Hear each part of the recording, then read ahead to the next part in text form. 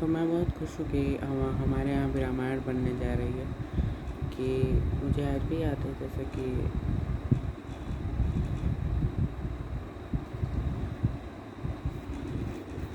तो मुझे आज भी याद है हमारे यहाँ रामायण बनने जा रही है।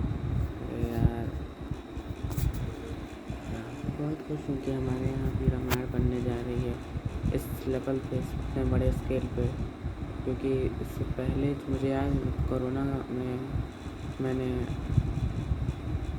में मैंने कोविड आया था जब, तब श्री रामानंद सागर की सीरियल वाली रामायण आती थी टीवी पे, और तब मैं देखता था उसको, तो पूरी फैमिली अटेंड होकर देखती थी।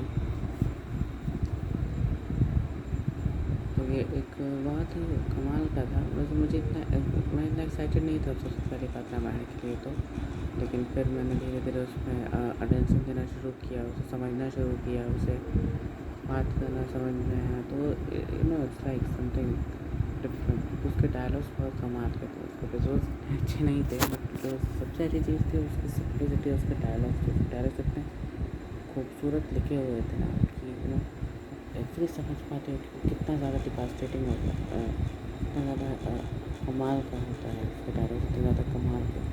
सो आई थिंक कि something towards anything, it's feel like कि बहुत अच्छा नहीं है, लेकिन बहुत अच्छा है। और उस ज़माने में भी बिना इतनी टेक्नोलॉजी के, बिना VFX CGI जैसे कॉम्प्लेक्स और तकनीक के बगैर भी उन्होंने शूटिंग किया। इतना अच्छा जो राम का पोर्ट्रेयल था वो इतना कमाल का था, हर कैरेक्टर को इतना स्पेसिफिक, इतने कमाल का कैरेक्टराइजेशन किया, तो ये बहुत ही कमाल की बात है। और हर चीज़ उसकी जो चीज़ थी, उसके डायलॉग्स इतने कमाल के लिखे हुए थे, उसके सिंपल सीन्स, उसके इस्तेमाल करने के लिए उस टेक्नोलॉजी में इतनी सारी चीज़ों को इन्हांस करके डाला गया था, तो वो बहुत अच्छा कमाल था। लेकिन अगर आप उसको आज के रामायण से कंपेयर करोगे तो वो थोड़ा अच्छा कंपैरिजन नहीं होगा, क्योंकि अगर आप देखो तो अच्छा कंपैरिजन करना इज़ लाइक, अब कंपैरिजन ही गलत है, कंपैरिजन ही गलत है। आप 4,000 करोड़ के रामायण को आप से कंपेयर नहीं कर सकते। हर किसी का अपना तरीका होता है रामायण को पोर्ट्रे करने का। वाल्मीकि रामायण है, कुछ ऐसी रामायण है, रामायण सागर की रामायण है, वाल्मीकि रामायण है, तुलसीदास जी की रामायण है। तो रामायण के अलग अलग फॉर्म्स हो सकते हैं, हर कोई अलग अलग तरीके से प्रेजेंट करता है, बट इसका मतलब ये नहीं कि आप ऐसे सोच दो कि ये अच्छा है, ये बुरा है। सब सही है, हर कोई अपने भक्ति भाव से इस चीज़ को बनाता है, इस डिवोशन को बनाता है। ये तो बहुत अगर हम स्टोरी वाइज भी देखें तो जितनी एपिकनेस है, जो स्टोरी है, इतनी कमाल की हर चीज़ इसमें होते हैं इतनी खूबसूरती से। तो यहाँ तक लोग रणवीर को ट्रोल कर रहे थे, ये एक्चुअली सही नहीं है, क्योंकि आप देखो जब एनिमल भी आ रही थी तो लोगों ने कहा था कि KGF के लिए की एक चीप कॉपी है, लेकिन फिर जब आप देखो तो KGF की एक चीप कॉपी है। और जब धुरंधर भी आई थी तो वो लोगों ने बताया कि वो एक एनिमल की चीप कॉपी है, पर ऐसा नहीं था। हर एक्टर अपने आप को साबित करता है हर साल, टाइम बाई टाइम अपने आप को साबित करता है, बेहतर साबित करता है। और आप देखो तो इस चीज़ को अटेंड करना भी बहुत ही कमाल की बात है। इस तरह से रणबीर कपूर इस जनरेशन रन पे निकले, अपने आप को उस तरह से निखारना तो कमाल के है। आप उस तरह से जज नहीं कर सकते कि वो ऐसा है या फिर कैसा है, तो आपको थोड़ा वक्त लेना चाहिए जब तक फिल्म ना आ जाए। इस तरह अपनी चीज़ों को ट्रोल करना थोड़ा मुश्किल हो जाता है, और ट्रोल करना ही क्यों है ना।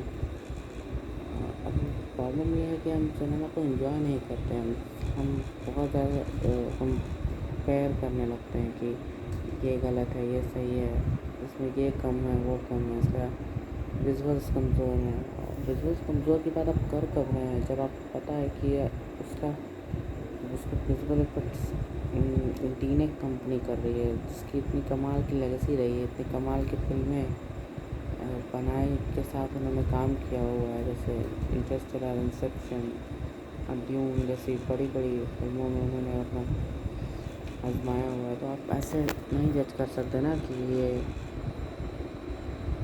किसके विजुअल इफेक्ट्स उतने अच्छे नहीं हैं। जब आप सिनेमाटोग्राफी की बात करते हो you need to accept this thing. जो आपको मिल रहा है आपको उसे एक्सेप्ट करना आना चाहिए। तो जो मिल रहा है आपको उसे एक्सेप्ट करना आना चाहिए। इस तरह सिर्फ बोल देने से कि ऐसा नहीं है, ये गलत है, तो that's completely wrong, that's completely मर्सिव and know something you need to understand. Like we can't completely boycott the thing. We can't completely boycott the actor. He's a great actor and he's a great actor and a great director. Everyone in this team is unwillingly uh, completely magical. हर कोई अपने काम में माहिर है उस team में, तो आप इस तरह से जज नहीं कर सकते।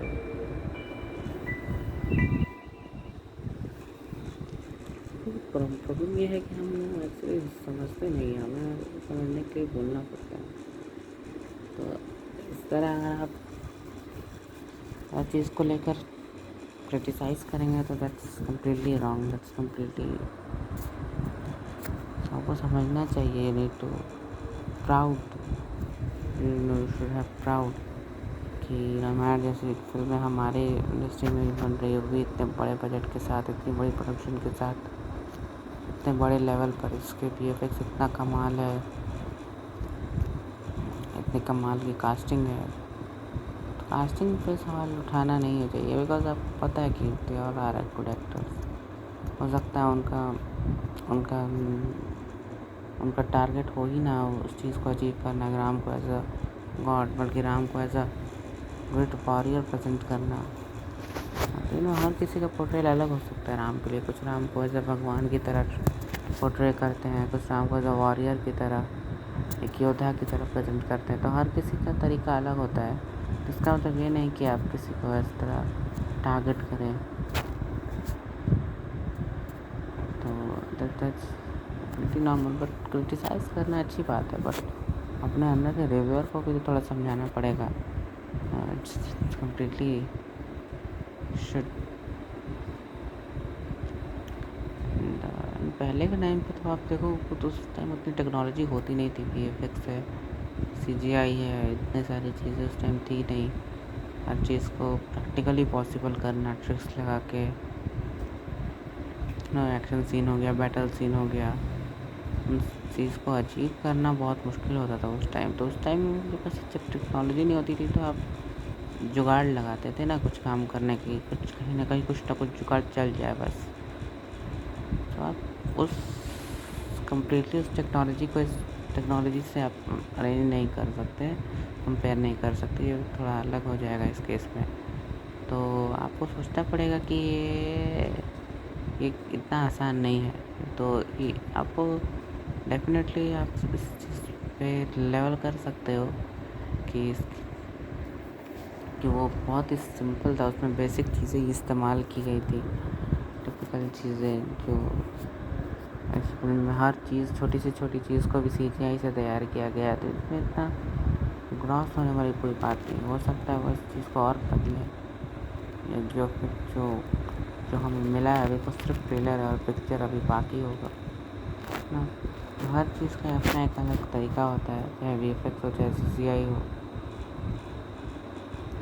इतना आसान नहीं है, ऐसा नहीं कि नाम पोर्ट्रे करना है लाइक। तो अब हर चीज़ का ऐसा नहीं कि जो ओल्ड इज़ गोल्ड, हर एक चीज़ का अपना एक टाइम होता है। वो चीज़ उस ज़माने के लिए सही था इसलिए वर्क कर गया, बट ऐसा नहीं है कि वो जो बन गया अब आप उससे अच्छा कुछ सोच ही नहीं पा रहे हो। अब जो आपको मिल रहा है आप उसके लिए खुश नहीं हो रहे, आप बस गड़े मुर्दे उखाड़ने के चक्कर में आप सोच रहे हो कि जो बन चुका है वही बेस्ट है, अब तो कुछ बेस्ट होगा ही नहीं। तो ऐसा नहीं, आपको एक मौका देना आना चाहिए। You need to enjoy the cinema, you need to enjoy the scale, because ऐसी फिल्में अगर बन रही हैं तो आपको इसके लिए शुक्रगुजार होना पड़ेगा, आपको इसकी तारीफ़ करनी पड़ेगी, वरना फिर हमें वैसे ही बेकार चेक्स मिलते रहेंगे बिना किसी स्केल के। मतलब खुश होना चाहिए कि नहीं, हमें स्केल इतना अच्छा मिल रहा है। तो आप पैसे की चिंता मत करो। प्रॉब्लम ये है कि हम पैसे की चिंता बहुत कर रहे हैं कि 4,000 करोड़ लगाया, जैसे हम ही कोई वसूल करने का। तो जिन्होंने लगाया उन्हें सोचना है ना ये कि कैसे ये होगा। हर चीज़ you don't need to something that is incredibly amazing.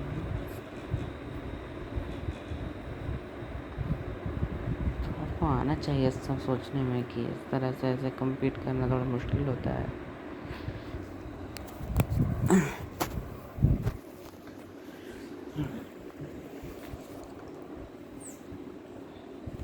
To be honest, मैंने देखा था कि कैसे होता है।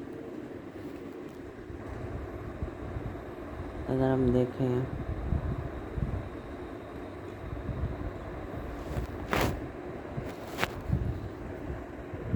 तो जो रामायण रामन सागर वाली की सबसे स्ट्रॉन्ग पॉइंट था कि 1987 की सबसे स्ट्रॉन्ग पॉइंट था कि भक्ति थी उसमें, भक्ति, सिंप्लिसिटी और इमोशनल इम्पैक्ट। सबसे बड़ा स्ट्रेंथ था राम का जो कैरेक्टराइजेशन था। अरुण गोविल जी ने जो राम को एक हीरो की तरह नहीं बल्कि एक शांत, मर्यादित, करुणामयी और एक आदर्श आदर्श के रूप में जो पोर्ट्रे किया, तो वो चीज़ उस रामायण को सबसे ज़्यादा बेटर बनाती है। जो भक्ति, जो सिंप्लिसिटी, जो इस तरह का इमोशनल इम्पैक्ट देखने को मिला हमें, वो बहुत, तो आज भी आप देख सकते हो। तो उनकी जो एक्टिंग बहुत ही रिस्ट्रेंट थी। आप देखो, जितना ज़्यादा ड्रामेटिक एक्सप्रेशंस नहीं थे, फिर भी जो प्रेजेंस था वो बहुत ही स्ट्रॉन्ग फील होता था। इसलिए आज भी आप देखो तो लोग उन्हें अगर लॉर्ड राम के तौर पे आप पोर्ट्रेट किया जा सकता है, उन्हें देखते हैं। दूसरी जो सबसे अच्छी चीज़ थी वो थी इमोशनल स्टोरी टेलिंग। जो शो में बड़े इवेंट्स को सिर्फ स्पेक्टिकल नहीं बनाया गया, चाहे राम सीता का, राम लक्ष्मण, राम भरत, हनुमान राम जैसे रिलेशनशिप को बहुत ही इमोशनल वेट मिला। जो इमोशनल बॉन्डिंग थी, स्टोरी टेलिंग थी। इमोशनल मीन्स सीन में नहीं कि बहुत रुला रहे हैं या फिर, और इमोशनल स्टोरी टेलिंग मीन्स जो इमोशनल कनेक्ट था हर किसी की, जो बॉन्डिंग थी, जैसे राम और सीता, राम लक्ष्मण, राम या भरत की, हनुमान या राम की। तो ये जो रिलेशनशिप्स हैं उनमें काफ़ी वज़न मिला था इस रामायण सागर जी की। तो जो भक्ति का एटमॉस्फेयर था, जो म्यूज़िक, जो बैकग्राउंड स्कोर, जो डायलॉग, जो कॉस्ट्यूम, जो प्रेजेंटेशन था, एक कमाल की एटमॉस्फेयर क्रिएट करने में मदद करता है। तो इसलिए लोग इसे एक टीवी सीरियल के तौर पे नहीं देखते हैं। इसके जो कैरेक्टर्स थे वो बहुत ही क्लियरली डिफाइंड थे, जैसे राम हो, सीता हो, लक्ष्मण हो, भरत हो, हनुमान हो, रावण हो। हर कैरेक्टर की पर्सनालिटी इंस्टेंटली समझ आ जाती थी। स्पेशली रावण, उनका कैरेक्टर काफ़ी यादगार है। लिमिटेड रिसोर्सेज के बावजूद जो इमेजिनेशन थी, जो आज के सीजीआई की कंपैरिजन, प्रोडक्शन ऑब्वियसली सिंपल था, लेकिन जो स्टोरी, डायलॉग्स, म्यूज़िक और परफॉर्मेंस पर रिलाई किया वो बहुत ही कमाल था। तो उस ज़माने में आप देखो वीएफएक्स, सीजीआई जैसी चीज़ें नहीं थी। Mostly practical effects, optical compositing techniques use होती थी। फ्लाइंग सीन्स होते थे, राम या हनुमान को एक्चुअली हवा में उड़ाने के बजाय। तो वायर्स, रिगिंग, कैमरा एंगल्स और बाद में ऑप्टिकल कंपोजिटिंग से इफेक्ट बनाया जाता था उस तरह का। वैनिशिंग या पेयरिंग, कैरेक्टर को एक सर्टेन पोजीशन पर शूट करके कैमरा को सेम पोजीशन में रखकर दूसरा शॉट लिया जाता था, फिर दोनों इमेज कंबाइन किए जाते थे। तो आप लोग कितनी मेहनत करते थे। डिवाइन ग्लो, जो लाइटिंग, जो फिल्टर्स, जो मल्टीपल एक्सपोजर और ऑप्टिकल इफेक्ट से कैरेक्टर्स के अराउंड चमक बनाई जाती थी। अस्त्राज, जो एनर्जी इफेक्ट्स होते थे, जो तीर कमान थे, जो डिवाइन वेपन्स को इफेक्ट के फिल्म को ऑप्टिकल एनिमेशन या ड्रॉन इफेक्ट्स के थ्रू ऐड किया जाता था। Large locations, miniatures, painted backdrop sets और पोस्ट पर्सपेक्टिव का यूज़ होता था ताकि लोकेशन एक्चुअल से बहुत बड़ी लगे। रथ और फ्लाइंग सीक्वेंस सेपरेटली फिल्म करके कंबाइन किया जाता था। तो उस वीएफएक्स का मतलब कंप्यूटर जनरेटेड 3D ग्राफिक्स नहीं है, बल्कि कैमरा ट्रिक्स, मॉडल्स, मेटे शॉट्स, ऑप्टिकल प्रिंटिंग, एनिमेशन और प्रैक्टिकल इफेक्ट्स को कंबाइन करना था। पर इस रामायण को आज के नवीन टेक्नोलॉजी से कंपेयर करना चाहिए? तो बिल्कुल भी नहीं, आप ऐसे कंपेयर नहीं कर सकते। 1987 के 88 का जो एरा था और ये जो एरा है, ये मॉडर्न एरा है।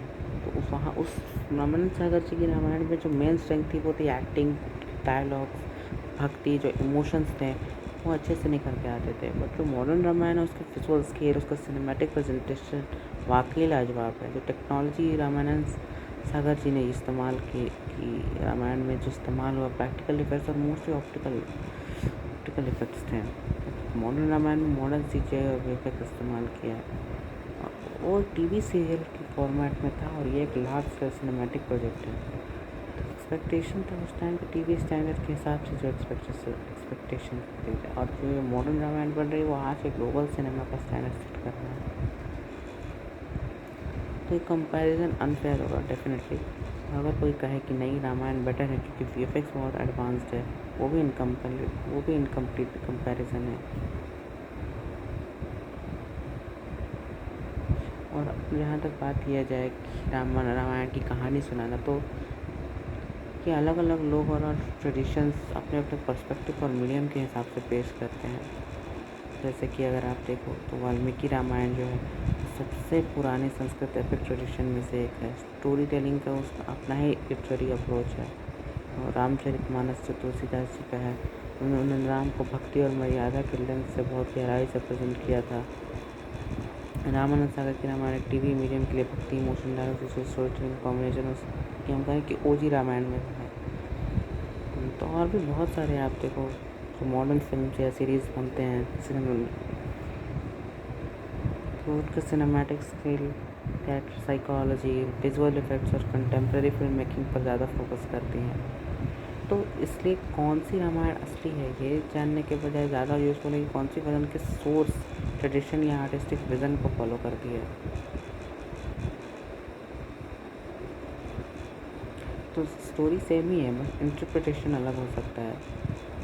अगर हम बात करें नमित मल्होत्रा वाली रामायण के स्ट्रॉन्गेस्ट पॉइंट्स की, तो सबसे इम्पोर्टेंट तो है इसकी कास्टिंग की है। रणबीर कपूर, साई पल्लवी, यश, नितेश तिवारी, आप उनकी बात करो जो अपने अपने काम में बेहतर हैं। और ऐसे लोग अगर साथ मिल के अगर इस रामायण को बना भी रहे हैं तो ये बहुत बड़ी बात है। इतनी कमाल की वीएफएक्स, वर्ल्ड क्लास वीएफएक्स और स्केल, अमित मल्होत्रा का टीनेक्स से स्ट्रॉन्ग कनेक्शन है, वो सीईओ है, फाउंडर है। तो उस प्रोजेक्ट को इंटरनेशनल लेवल वीएफएक्स के रूप में डेवलप किया जा गया है। रामायण की दुनिया को फिजिकली यूज और सिनेमेटिक बनाना, चाहे film quality, visual story telling, large scale theatrical film location, इसका प्रोडक्शन डिज़ाइन, इसका सिनेमेटोग्राफी, इसका एक्शन, इसका साउंड को मच बिगर कैनवास मिलता है। International film making standard production का एम सिर्फ इंडियन ऑडियंस तक लिमिटेड रहना नहीं है। इंटरनेशनल टेक्नीशियंस और फिल्म मेकिंग इंफ्रास्ट्रक्चर के साथ बनने की वजह से ग्लोबल विजुअल इमेज इसका मेजर स्ट्रेंथ हो सकता है। इसकी स्ट्रॉन्ग कास्टिंग, जो रणबीर कपूर को एज राम, साई पल्लवी को एज सीता, यश को एज रावण, कास्टिंग itself खुद जनरेट कर रहा है। 2 पार्ट के एपिक स्ट्रक्चर्स को पार्ट 1 और पार्ट 2 में, और ये 4,000 करोड़ लगे वो सिर्फ पार्ट 1 के लिए नहीं है, वो पार्ट 1 और पार्ट 2 दोनों को ही इंक्लूड करते हैं।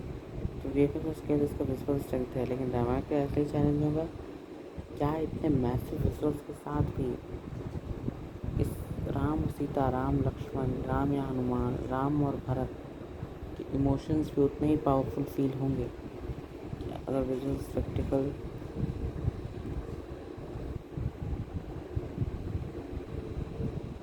तो डीनिंग जैसी कंपनी जो कि डायरेक्टली शूट करना मुश्किल है, इम्पॉसिबल होती है, विजुअल वीएफएक्स से क्रिएट मॉडिफाई करता है, huge imaginary sites and worlds को क्रिएट करना, क्रिएचर्स और मॉन्स्टर्स को क्रिएट करना, large scale destruction, action effects, fantasy environments, weapon या एनर्जी इफेक्ट्स, एक्टर्स को डिजिटली क्रिएटेड इन्वायरमेंट पर रियलिस्टिकली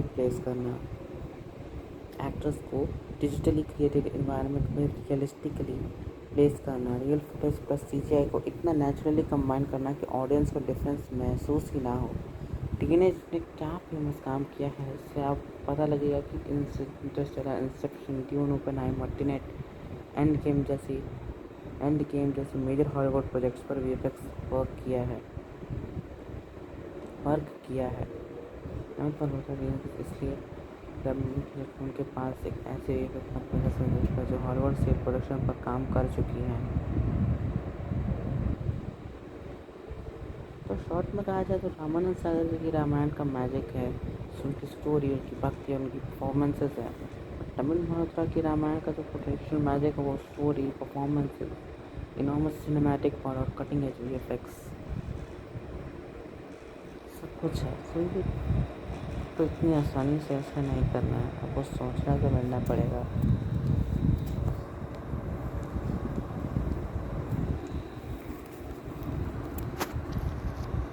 तो